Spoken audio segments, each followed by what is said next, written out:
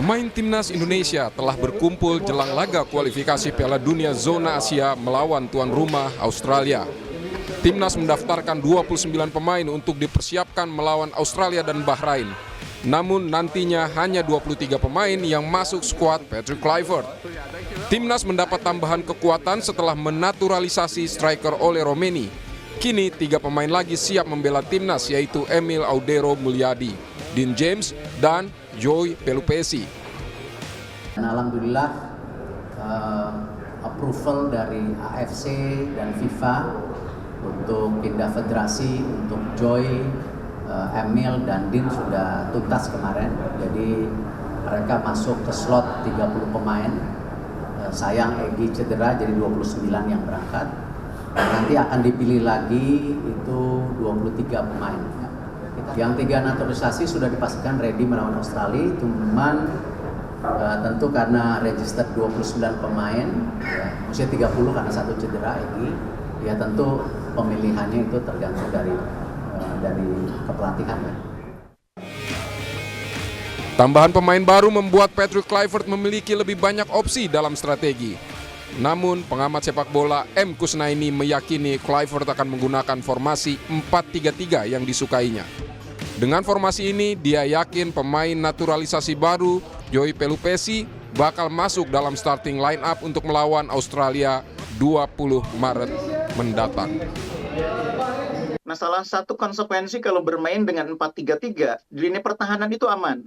Karena pemain seperti Miss Hilher, Jai Ijes, Kevin Dix, Verdong, itu di klubnya main 4-3-3, jadi aman. Lini pertahanan berubah dari 3 jadi 4 tuh aman. Yang jadi masalah mungkin di tengah, sedikit masalah sebetulnya. Karena kalau kita bermain dengan 3-4-3, kita cukup punya 2 gelandang tengah. 2 gelandang lain adalah back sayap. Ya. Tapi kalau 4-3-3, maka kita pakai 3 gelandang. 1 holding midfielder, pemain jangkar, 2 gelandang serang. Nah, 2 gelandang serang itu kita sudah punya Ivar Jenner, sudah punya Tom Hai, ada Marcelino juga. Tapi gelandang jangkarnya tidak ada. Yang karakternya murni seorang defensive midfielder itu nggak ada selama ini. Makanya Joy Pelupessy itu kan agak dikebut prosesnya. Karena dia inilah calon pemain yang mengisi posisi defensive midfielder. Pelatih timnas Patrick Kluivert memang pernah mengungkap dia cenderung menyukai pola 4-3-3. Namun dia siap mengubah strategi sesuai dengan karakter pemain yang dimilikinya. You know what it is? I think the most important thing is that I like to play attack football, and I like to have the ball possession. I am familiar with all systems. I was in 2014 assistant coach with Louis van Gaal, and we played the same style that we play at the moment. Preferably, I like to play 4-3-3, but it depends where are the players also feeling comfortable in. So I'm first looking at the players, and then we implement any style, because in football you have slight movements and it's the same system or it's a different system. Patrick Kluivert diprediksi bakal menggunakan formasi 4-3-3. Berbeda dengan pelatih timnas sebelumnya Sintayong yang cenderung lebih suka 3-4-3. Meski ada nama baru Emil Audero, posisi Martin Pas di penjaga gawang kemungkinan belum tergantikan. Di barisan belakang, persaingan untuk masuk skuad timnas kemungkinan bakal sangat ketat. Namun 4 nama diprediksi masuk skuad inti, yaitu Kelvin Verdong, Jai Ijes, Kevin Dix, dan Mace Hilhers. Sebagai pelapis, Kluivert masih memiliki nama seperti Sandy Walsh yang tampil apik bersama Yokohama Marinos, Rizky Ridho, Jordi Amat, dan Shane Patinama. Lini tengah timnas diprediksi bakal diperkuat Tom Hai, Ivar Jenner, dan pemain naturalisasi baru Joy Pelupessy. Namun Kluivert memiliki pelapis yang juga berpengalaman di timnas seperti Ricky Kambuaya dan Nathan Choaon. Sementara persaingan untuk mengisi lini depan timnas juga diperkirakan bakal ketat. Kluivert memiliki banyak pilihan, namun Marcelino Ferdinand yang sudah membuktikan ketajamannya diperkirakan akan masuk 11 utama. Kemudian Rafael Struijk yang pandai membuka ruang, serta Ole Romeni yang diharapkan bakal menjadi solusi bagi krisis striker timnas. Namun di luar itu masih ada nama Ramadan Sananta, Eliano Reinders, dan juga wajah baru Septian Bagaskara. Persaingan untuk masuk skuad bakal lebih sengit, namun Kluivert punya banyak opsi untuk memutuskan strategi terbaiknya demi membawa pulang poin dan memperbesar asa ke Piala Dunia. Tim Liputan Kompas TV.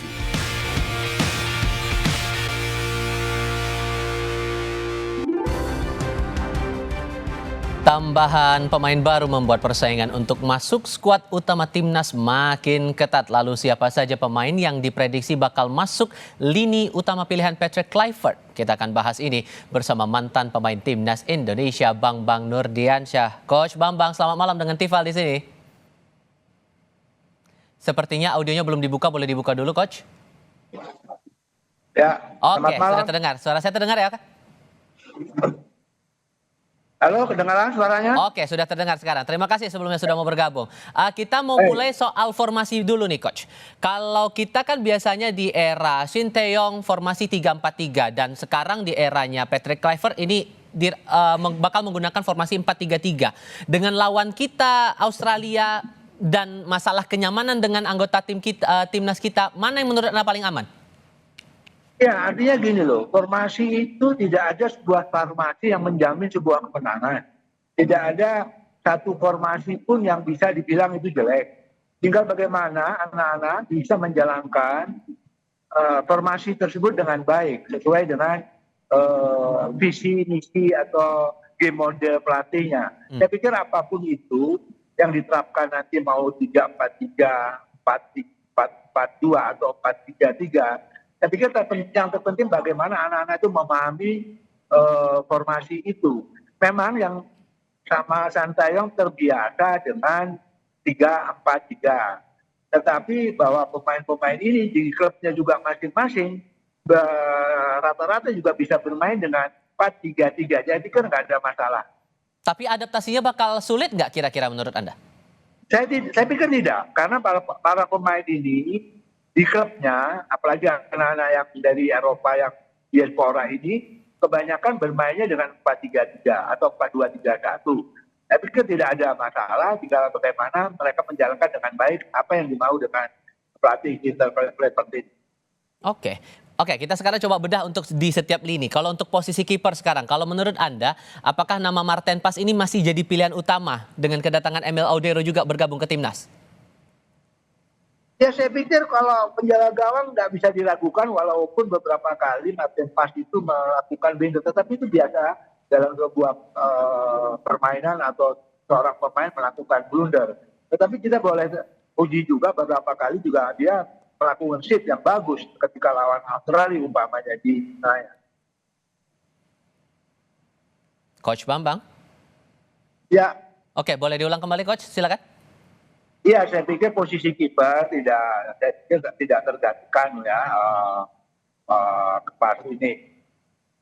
Tetapi biasa dalam sepak bola, dalam suatu permainan pemain bikin blunder. Dia pernah bikin blunder, tetapi kita juga harus apresiasi juga. Dia juga banyak melakukan shift ke lawan Australia. Jadi di kiper nggak ada masalah ya. Dia pilihan utama menurut saya. Oke, tapi kalau untuk lini berikutnya kalau kita gali lagi nih untuk posisi belakang ada nama Rizky Ridho. Ini jadi pilihan di era kepelatihan Shin Tae-yong. Kalau di era Patrick Kluivert apakah akan jadi pertimbangan kembali atau justru akan ada nama baru yang bakal mengisi lini utama? Sekali lagi yang tahu situasi kondisi pemain tersebut adalah tim pelatih. Saya outsider, saya orang luar yang tidak tahu kondisi terakhir daripada Rizky Ridho dan yang lainnya. Tetapi saya pikir siapapun yang jadi starting, tim pelatih di handle tim ini pasti punya data yang baik untuk kebugaran serta pemain mana yang lebih fit. Seperti itu, Mas. Tapi kalau membandingkan dengan beberapa nama potensial macam Kavil Verdong, Jai Ijes, Kevin Dix, Max Hilhers, ini Anda mengkalkulasinya kemampuan masing-masing ini gimana kira-kira? Saya pikir kemampuan kurang lebih saja ya. Tinggal sekarang siapa yang paling fit. Siapa sesuai dengan strategi juga tim pelatih, siapa yang untuk jadi starter, seperti itu. Termasuk juga untuk peluang Sandy Walsh dan Pratama Arhan dimasukkan dalam skuad utama kali ini juga peluangnya sama atau justru ada yang mencolok nih kira-kira untuk bisa memperkuat posisi kita melawan Australia tanggal 20? Saya pikir tentunya yang terbaik yang akan dipasang menjadi starter dari tim pelatih. Jujur saya menarik bahwa tim ini dari semua posisi sebetulnya banyak numpuk. Jadi tinggal milih siapapun yang paling fit untuk diturunkan lawan Australia. Itu menurut saya di posisi striker oleh Romini? striker murni ini, oleh Romini namanya, itu kan kita punya satu itu aja. Sedangkan kita selama ini kita kurang bisa bikin gol. Harapan saya Romini ini bisa menampilkan permainan yang bagus, dan kita juga nggak tahu kondisinya bagaimana dia gitu loh. Karena kita hanya punya striker satu orang, itu striker murni menurut saya. Dan strategi bermain yang jadi poin sekarang, masalah kemampuan semua sama rata begitu? Ya, saya pikir gitu. Di semua lini, Peter Clifford punya pilihan banyak. Karena di posisi bek kanan banyak, di stopper banyak, di gelandang juga banyak, di bek kiri juga banyak.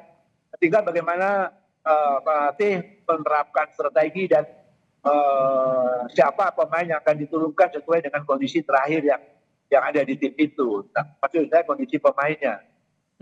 Oke. Kalau kemudian dipakai formasi favoritnya Kluivert 4-3-3 ini, maka kan kemungkinan lini tengah bakal berubah nih. Kalau dari analisis Anda sejauh ini, kira-kira yang bakal jadi pilihan utama untuk mengisi lini tengah timnas kita bakal siapa-siapa saja atau pemainnya begitu? Saya tidak berada siapa-siapa, karena sekali lagi siapa yang terbaik dalam kondisi yang terbaik saat ini itu yang harus diturunkan. Karena pelatih pasti punya data. Kayak kemarin mereka ada latihan bentar, kayak penyegaran. Ya kan pelatih fisiknya bilang ini cuma ngelihat saja waktu di Senayan, waktu di Jakarta kemarin. Hanya sekedar kayak refresh gitu kan. Nah, mereka pasti melihat siapa yang paling fit untuk diturunkan.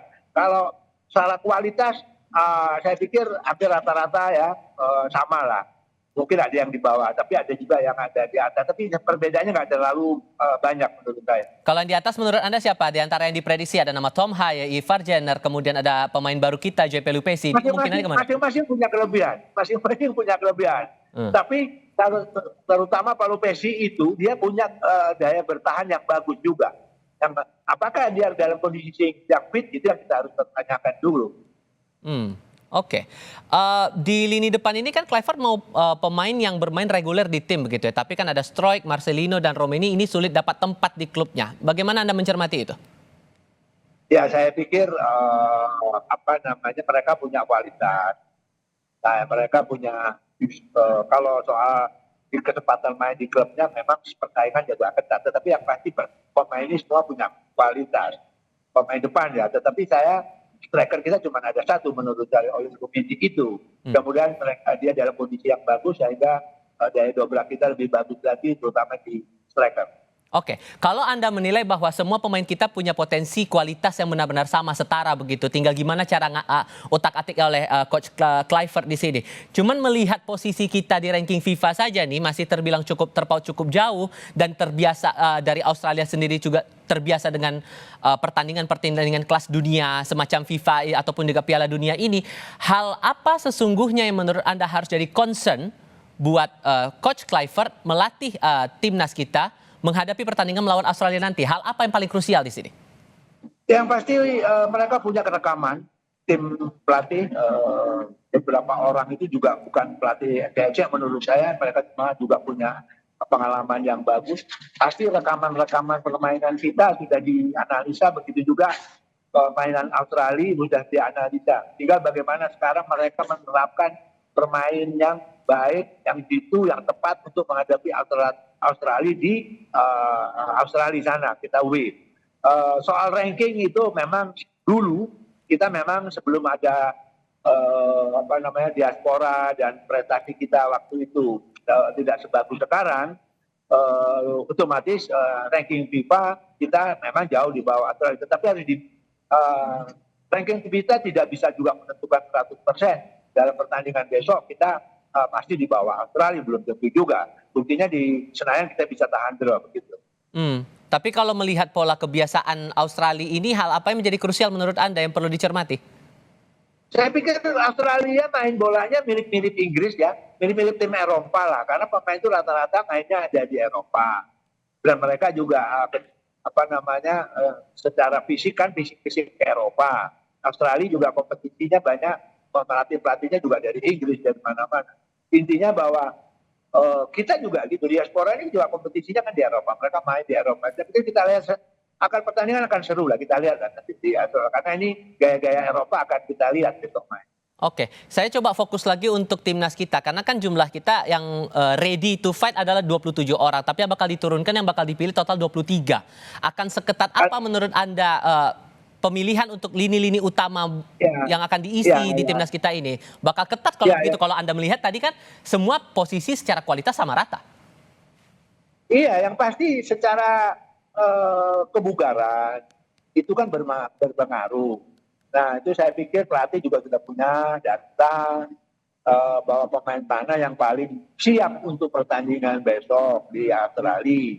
Nah, memang secara kualitas mungkin kurang lebih, tetapi kan siapa yang paling fit itu yang harus diturunkan. Tetapi juga siapa yang diturunkan sesuai dengan filosofi atau strategi yang akan dimainkan. Seperti itu, Bung. Dan pendekatan apa yang rasanya menurut Anda ideal begitu? Melihat ini kan pengalaman kita untuk pertandingan sekelas Piala Dunia, kita kan kualifikasi lah levelnya sekarang.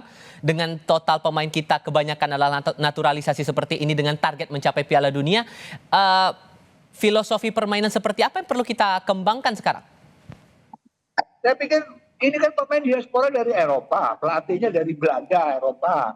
Saya pikir ya gaya-gaya mereka, gaya-gaya Belanda yang akan kental terlihat besok. Gitu. Cara bagaimana mainnya, kita tidak, Patrick kan orang Belanda, ya kan, asistennya juga pengalaman di Eropa. Kan. Saya pikir ini permainan besok akan kita lihat bahwa permainan sepak bola yang kelas-kelas Eropa menurut saya, karena dua-duanya kan Australia juga banyak pemainnya yang main di luar Australia juga, dan mereka keturunan Eropa juga gaya mainnya seperti orang Eropa.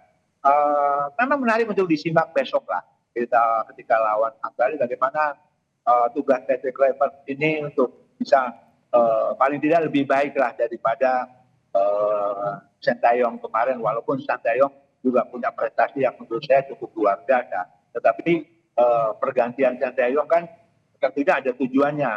Yang pasti tujuannya akan lebih baik daripada Sintayong, bukan Sintayong jelek gitu. Nah, ini tantangan buat Patrick Kluivert. Tinggal otak-atiknya sekarang dan tentu harapan kita di tanggal 20 hasilnya akan baik juga. Coach Bambang, terima kasih sudah berbagi pandangan bersama kami kali ini. Selamat malam, Coach. Selamat malam.